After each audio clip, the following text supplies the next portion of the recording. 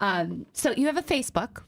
Yeah, we're really active on our Facebook and we're on Twitter, and it's the easiest way for us to stay updated with everyone who volunteers with us, our sponsors, everything that we do. We put our events up there, pictures of what we're doing today. Hopefully we can take the picture that we took today with you guys and put it up on our Facebook to share with everyone. Absolutely. So. Pat and I are extremely active on Facebook. Yes, we are. We're junkies. We put everything on there.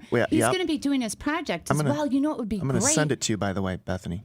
How about when you come to take away, to do the deconstruction with the volunteers, we'll take the pictures and we'll kind of, we'll chronologically, is that a word, Alex? Yeah, it is. That would be so cool because right. when we get good donations, things that are out of the ordinary, Bethany goes and she puts them on Facebook. Cool. So those people who are Facebook friends, all those people that are in the parking lot waiting for things to come off the truck. Like the blue toilets. Exactly. It's going to be, they're going to want me to sign my countertops. Pat Coyne's countertops. That's what they're going to do. They're going to scream, did he sign these? Yes. And put your picture underneath. So, yeah. Yeah. I thought of it. You're going to be able to mark those up. I've got to coordinate with Mike over at MCM Stone on October, write this down, October 28th is when they're actually, I think they're yanking them out and then putting them back in the 28th. But anyway, go ahead. Did you just tell our guests to write something down? Yeah, the date. Like, I think, write this down. Yeah, well, don't forget it. I told you I'd be a good GC. Bethany, see what I mean? I'm a good GC. I'd be good, general contractor. Don't worry about it. What we'll do is we'll hook you up with the restore manager. Okay. And he will coordinate with your contractor. Cool. To go in, get the things removed, get them off the property so that your contractor can go in and do what he does best. I like it. I got to ask a question. Do you only work with homeowners? Or, for example, like I'm working on a project right now at a business. Would that be something that I could work with Habitat with? Oh, absolutely. Really? Let me make sure I'm following where you're coming from with this.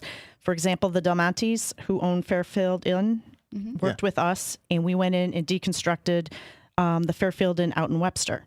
So it wasn't a homeowner, it was a business, and we came in 1 week and we took the first floor, and then 7 weeks later, after they got that floor redone and they were ready to do the next floor, we came in and did that. Oh. And they said that we did it quicker, faster, and we're more cooperative as far as scheduling than their liquidator. So they're looking to have us go to Albany and Pennsylvania to do deconstructions of their Marriotts elsewhere. Wow. So that's all good stuff that's going to come back to the restore. You bring those materials back to the restore. Right. The furniture, There's some things that we don't sell, but we have partnerships with other nonprofits in the community.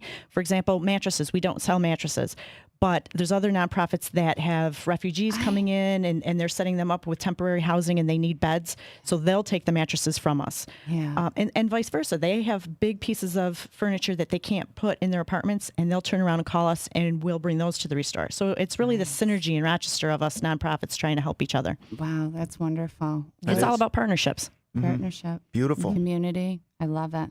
And giving back and recycling. It's got everything that's good. I'm tearing up over here, Brenna. Are you going to be okay? I hope so. Here, you want Brenna's Kleenex? Yes, please. My tissue. Okay. Still going with the post-nasal drip 3 weeks out. Really? Yeah, TMI. Scary. Yeah.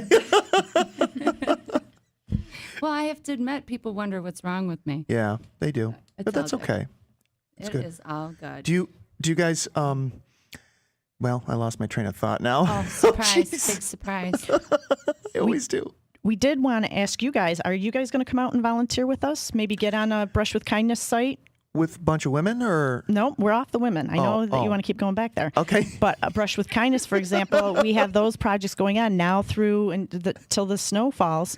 We'd love to have you. I mean, you don't need a lot of skills. Can I dress nice or do I have to dress really bad? You dress down, and I might even, give you a Habitat T-shirt or something to wear. Nice. How would you? All right. But Citizen Savings Bank gave us this grant to go in and revitalize this neighborhood with Brush with Kindness projects, and we need people like you guys to Which come out. Which one is that?